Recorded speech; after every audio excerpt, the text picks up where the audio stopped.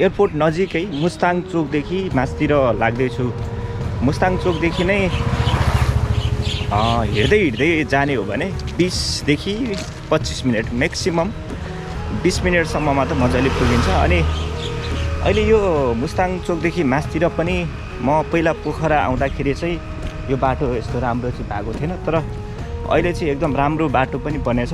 अलिकति यो हरियाली पनि छुट्टै छ, पहिला पनि थियो तर अहिले चाहिँ एकदमै राम्रो मेन्टेन भएको रहेछ। बिस्तारो बिस्तारो टुरिज्ममा चाहिँ खतरा भइरहेछ। Hello hi what's up, hello brother.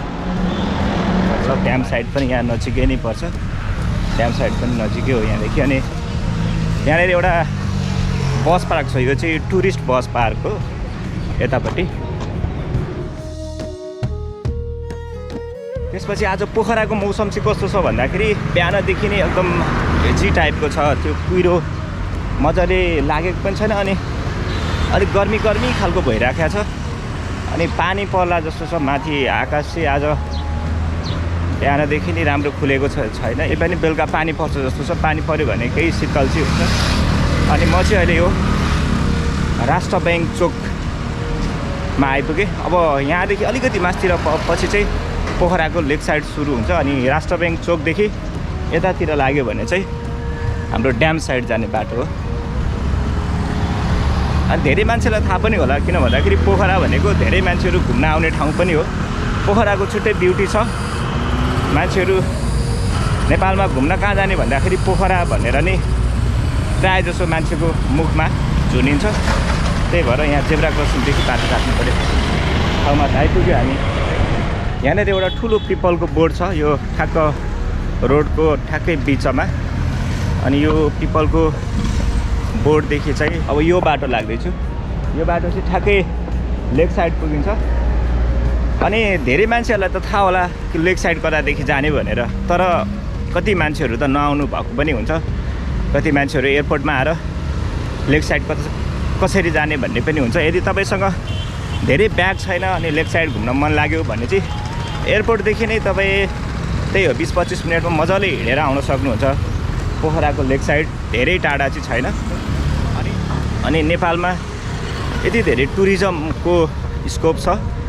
अहिले भर्खरै यो कोभिड पछाडि पनि नेपालमा भनौँ न 43,000जना टुरिस्टहरू नेपाल घुम्नको लागि आइसकेको भनेर मैले कतै न्युज पढेको थिएँ। अनि म्याक्सिमम टुरिस्टहरू आउने ठाउँ पोखरा पनि हो। अनि यहाँ चाहिँ छुट्टै रमाइलो छ, स्पेसली पोखराको लेक साइडमा चाहिँ मान्छेहरू धेरै नै इन्जोय गर्नलाई, रमाइलो गर्नलाई यहाँ।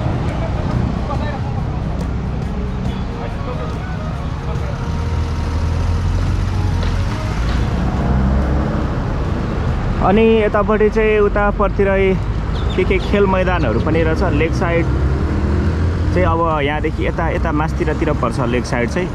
अनि ताल चाहिँ फेवा ताल चाहिँ यही जङ्गलभन्दा अलिकति उतापट्टि पर्छ। अनि हिजो हामी गएको स्तुपा चाहिँ त्यहाँ माथि हो, त्यो स्तुपादेखि चाहिँ। अनि के हुन लाग्यो भन्दाखेरि अब यहाँ चाहिँ फेरि पानी पर्न लाग्यो जस्तो छ। पोखरा चाहिँ नेपालको सबैभन्दा बढी पानी पर्ने ठाउँ। अनि यहाँ यति छिटो वेदर चाहिँ चेन्ज हुन्छ। अब अघिसम्म अलिअलि घाम पनि लागिरहेको थियो, तर बिहानैदेखि नै छुट्टै थियो मौसम। तर अब चाहिँ पानी पर्ला जस्तो छ। अब हेरौँ एकछिनमा पानी पर्छ होला।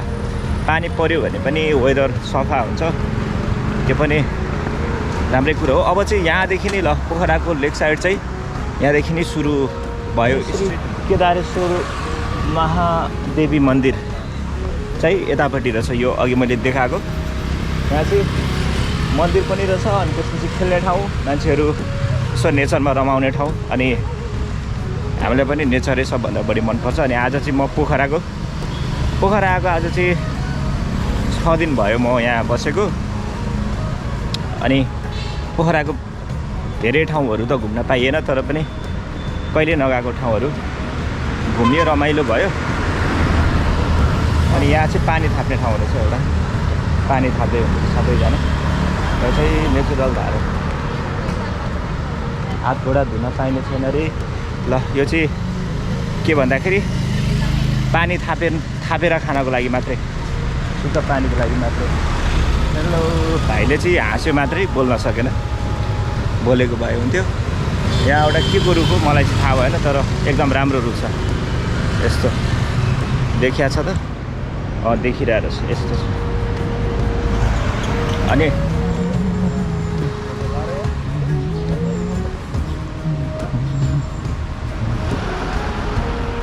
अनि पोखरा चाहिँ किन यति धेरै फेमस भएको भन्दाखेरि पोखरा साँच्चीकै नेचुरल्ली नै अति नै बवाल छ।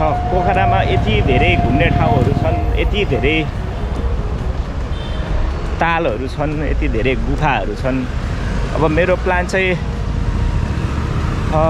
बेगनास लेक जाने पनि छ अझैसम्म, तर त्यो कहिले बन्छ थाहा छैन।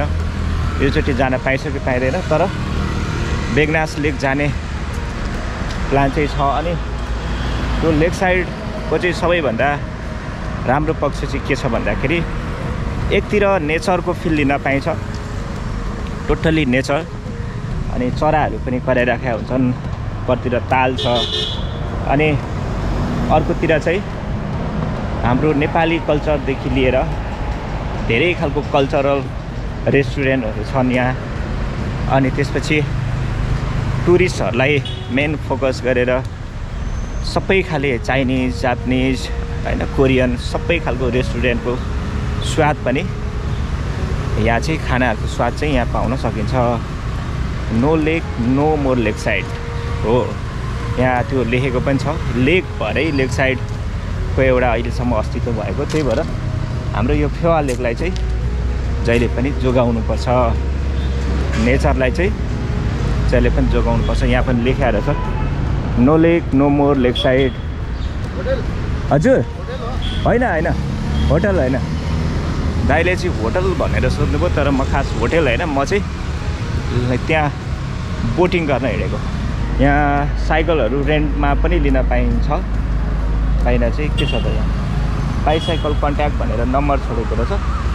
यहाँ रेन्टमा लिएर धेरै छन् यहाँ साइक्लिङ गर्ने ठाउँहरू। हामी चाहिँ पहिला एकचोटि उता पामेतिर गएको थियौँ। पामे चाहिँ लेक साइडको स्टार्टिङ पोइन्ट भनेर पनि, स्टार्टिङ पोइन्टै हो भनेर चिनिन्छ भन्दा पनि त्यहीदेखि सुरु हुन्छ, पामेदेखि। हामी पहिला चाहिँ गएको थियौँ। अब योचोटि पनि प्लान चाहिँ हो साइक्लिङ गर्ने, तर बन्छ कि बन्दैन त्यो चाहिँ थाहा छैन। अब हेरौँ कति टाइमले भ्याउँछ।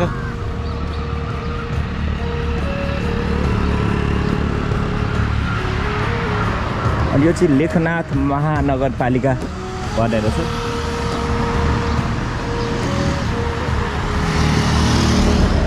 भाइ यहीँदेखि तल जाने हो नि होइन, यही बाटो हो नि होइन? ल यहाँ चाहिँ एउटा मैले एउटा नयाँ इन्फर्मेसन के पाएँ भन्दाखेरि यहाँदेखि पनि बोटहरू चाहिँ पाउने रहेछ जानको लागि चाहिँ। अब यहाँदेखि चाहिँ के छ थाहा छैन, उता मन्दिर जानको लागि चाहिँ त्यहाँ परदेखि हो, तर यहाँदेखि पनि छ अरे। अब यहाँ चाहिँ कस्तो छ के छ मलाई थाहा छैन, तर यहाँ बोट फर रेन्ट भनेर लेखाएर छ। कति टाइमको लागि पाउँदो रहेछ, 2:30 भइसक्यो भनेर चाहिँ। अब लेट्स सी, हेरौँ के कस्तो हुन्छ भनेर चाहिँ। फेवा बोट एसोसिएसन बोट्स फर रेन्ट।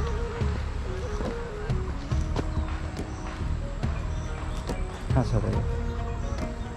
ए ल फेवा लेक चाहिँ अब यहाँ कस्तो राम्रो फुल पनि फुलेछ। यो सिजनमा फुलहरू पनि फुल्छ, फुल्न त राम्ररी। यतापट्टि फुल फुलेको छ। अनि यहाँ तल चाहिँ यस्तो फेवा लेक छ। अनि बोटहरू चट्ट छ। यहाँ चाहिँ सर्वसाधारण यात्री वर्गहरूमा जानकारीका लागि फेवा डुङ्गा व्यवसाय सङ्घले जारी गरेको एउटा वडापत्र रहेछ। अनि के रहेछ, if you ride boat 1 self per hour 550 एक घन्टाको चाहिँ। अनि if you ride boat with driver per hour 600 रुपियाँ। दाइ यो के अरे बोटको यहाँ को हो? एकजना हो म हुन त। यहाँदेखि पाइन्छ लिएर जानलाई? हजुर कतिमा? हजुर यहाँबाट तपाईँलाई 650 रुपियाँ 30 रुपियाँ दिन्छ। यहाँबाट 5 मिनट तपाईँ हिँडेर जानुभयो, त्यहाँबाट तपाईँलाई 60 रुपियाँ मात्रै दिन्छ। 60 रुपियाँ मन्दिर जानको लागि चाहिँ? हैन 1 आवर चाहिँ पुरै लेकमा उ गर्नको लागि चाहिँ त्यसको लागि 6 आउनु है दाइ 650 मा यो को हुनुहुन्छ त अनि कहाँसम्म पुगिन्छ त यो बोटदेखि हजुर पानी आउने आदिपुर फर्किँदा पनि फेरि चार्ज लाग्छ कि अब यसलाई म चाहिँ यहाँ तलदेखि चाहिँ फर्केँ म चाहिँ अब माथि नै जानु पर्यो अलिकति मौसम पनि 1 आवरको लागि एक्सपिरियन्स गर्ने रहर चाहिँ थियो तर पानी पर्ला जस्तो पनि छ अनि पानी पऱ्यो भने फेरि बिचैदेखि फर्किनुपर्छ अलिक माथि चाहिँ अझ धेरै रमाइलो हुन्छ अरे त्यही भएर म चाहिँ अब माथितिरै लागेँ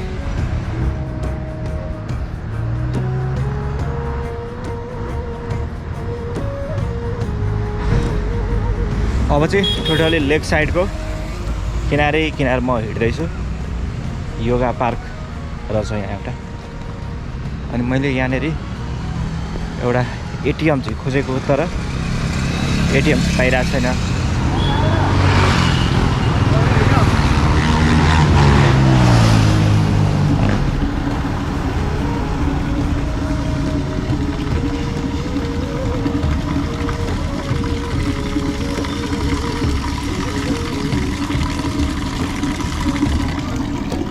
यहाँ चाहिँ अर्को फेरि बोट रेन्टमा लिने ठाउँ छ अनि यहाँभन्दा माथि अझ मासतिर छ त्यो चाहिँ त्यहाँदेखि चाहिँ नीलबाराई मन्दिर जाने बोट पाइन्छ त्यहाँदेखि चाहिँ अब त्यहीँ जानु पर्ला जस्तो छ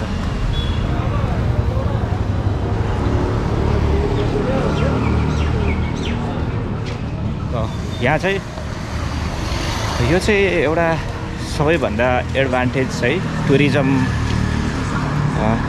एरियामा घुम्नुको चाहिँ यहाँ चाहिँ सबै कुराहरू फेसिलिटी हुन्छ तपाईँलाई बाइक चाहियो भने यहाँ रेन्टमा पाइन्छ साइकल चाहियो भने त्यो पनि रेन्टमा पाइन्छ अस्ति हामी इटहरी घुम्दाखेरि चाहिँ त्यहाँ चाहिँ हामीलाई बाइकको लागि यति धेरै स्ट्रगल गर्नु परेको थियो यति धेरै मान्छेहरूसँग सोद्धा बल्ल एक ठाउँमा थाहा चाहिँ पाइयो फेसिलिटी चाहिँ छ तर पनि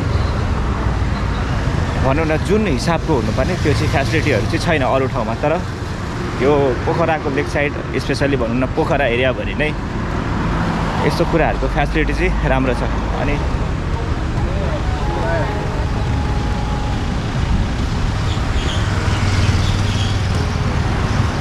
ल अहिले चाहिँ म ठ्याक्कै पोखराको त्यो लेक साइडको एकदम सेन्टर पोइन्टमै छु अब यता तलतिर है क्या सबभन्दा अझ रमाइलो चाहिँ यहाँनिर राति चाहिँ अझ छुट्टै रमाइलो हुन्छ दिउँसो पनि छुट्टै रमाइलो हुन्छ बेलुकातिर चाहिँ यहाँ लाइटहरू अनि अझ धेरै मान्छेहरू बाहिरदेखि के भयो भन्दाखेरि यहाँ चाहिँ पानी पर्न सुरु अब चाहिँ गर्न लाग्यो अब मेरो चाहिँ के होला जस्तो छ भन्दाखेरि पानी पर्ने चाहिँ दाइ बोट चढ्ने यतैदेखि है यतैदेखि बोट चढ्ने प्लान चाहिँ गरेको तर अब बोट चढ्न चाहिँ नपाइएला जस्तो छ पानी पो पर्छ जस्तो छ त्यही पनि चाहिँ हेरौँ खास गरी स्कुलको बच्चाहरू पनि खिचिदिने हो ल तिम्रो नाम के नि राहुल हो अनि राहुल पिका अरू कहाँदेखि खैरेनीदेखि यसले यता लाइनमा यता लाइनमा आउँछ सबैजना हजुर युट्युब च्यानल छ पाइला भनेर नाम छ है पाइला बानिया आइसमा छेत्री छ हजुर म चाहिँ काठमाडौँदेखि आएको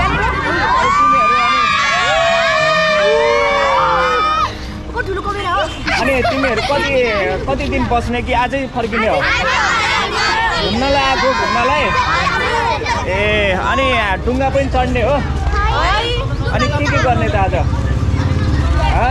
डुङ्गा चढ्ने कि नचढ्ने ल लाइनमा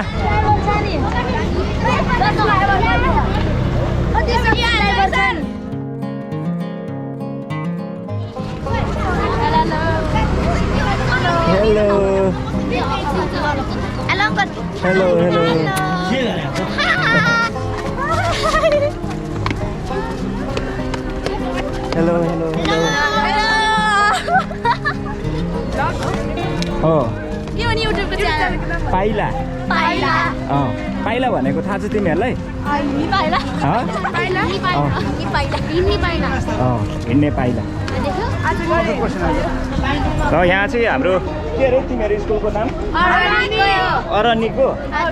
अरनिको स्कुलको स्टुडेन्टहरू कति क्लासमा पढ्ने तिमी 5 क्लासमा पढ्ने स्टुडेन्टहरूसँग पनि यहाँ भेट भयो मैले राख्छु ल युट्युबमा तिमीहरूको भिडियो एकदमै चाहिँ लजाइरहेछ हो लजा हो एउटा बहिनी चाहिँ लजायो त्यो चाहिँ यहाँनिर छ खास गरी यो चाहिँ कुर्सीहरू राखेको रहेछ यो चाहिँ वेटिङको लागि होला सायदै वेटिङकै लागि होला तर आज चाहिँ कोही पनि वेटिङमा हुनुहुन्न पानी त पर्न सुरु नै गरिसक्यो क्या डुङ्गा भाडा डुङ्गा ड्राइभरलाई नै दिनुहोस् डुङ्गा रिजर्भको लागि मात्र टिकट पाउनुपर्नेछ